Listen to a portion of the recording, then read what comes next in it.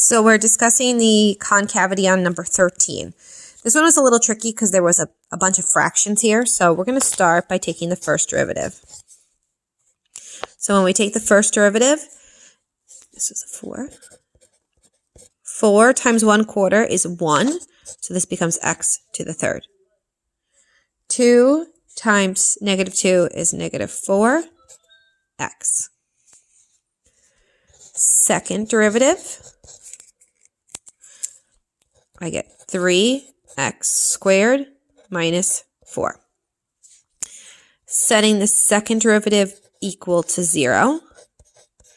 When I solve this, I'm going to add 4 to the other side. I'm going to divide by 3. I get x squared is equal to 4 over 3. Take the square root. When you take the square root, you have both a positive and a negative root. The square root of 4 is 2. The square root of 3 is irrational, so we leave it as square root 3. All right, so we have two possible points of inflection. And these numbers are really weird because they're irrational. So to find the exact value is going to be hard, but I can still break up my x-axis into intervals. I know that -2 over 3 has to be over here. I know positive 2 over radical 3 has to be over here. So I know for sure it hugs 0. So I can test 0 in this interval. And here, I don't know this exact number, but -10 is definitely smaller than it. I don't know this exact number, but positive 10 is definitely bigger than it. So I'm going to pick those three values.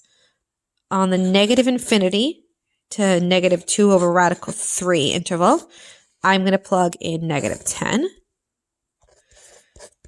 On this interval, I'm going to plug in 0 because it hugs 0.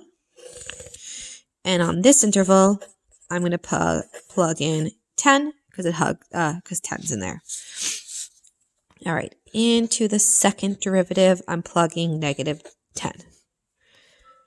So we have 3 times -10 squared minus 4, which is going to be a positive number. So this is concave up. These two numbers hug 0. So I'm plugging 0 in. I get a negative number. So this is concave down. All right. And plugging in positive 10, I get another positive number. So it's concave up. All right, so I've changed in concavity twice. Up to down and down to up, which means that I have 2 points of inflection. All right, so let's get another piece of paper here. And let's plug in to find the points of inflection. All right, so into the original function, I'm going to put in 2 over radical 3. All right, so it's going to be a little annoying here to work with, and I'm going to use no calculator because that's what we've been doing pretty much the whole year. All right, raising this to the 4th power, 2 to the 4th is 16. Radical 3 to the 4th is 9 because radical 3 squared is 3. 3 times 3 is 9.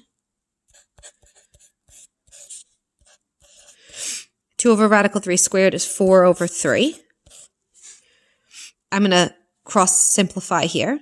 4 goes into 16 4 times, so 4 on top, 9 on the bottom. These are little tools you can use when you're simplifying without a calculator. And here I have 2 times 4 is 8 over 3. All right, I need a common denominator. So this one is 9, this one is 3, which means this guy is going to be a 3.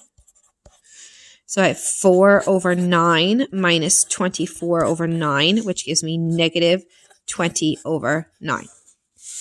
All right, so my first point of inflection was, or is, 2 over radical 3, comma, -20 over 9. Now, remember, this is not a good form for our number. We always take something that has a radical in the bottom and we rationalize it. So to rationalize this, I multiply by radical 3, top and bottom. So I have 2 radical 3 over 3, comma, -20 over 9. That's my first point of inflection. Now remember, there was two different points of inflection. There was a positive and a negative, but check this out. If I go back to the original and I plug in a negative 2 over radical 3, if I raise a negative 2 over radical 3 to the fourth, I get a positive answer. And if I raise a negative 2 over radical 3 to the second, I get a positive answer. So all of this work is going to be the same, which means that my other point of inflection is 2 radical 3 over 3, or negative 2 radical 3 over 3, comma, negative 20 over 9.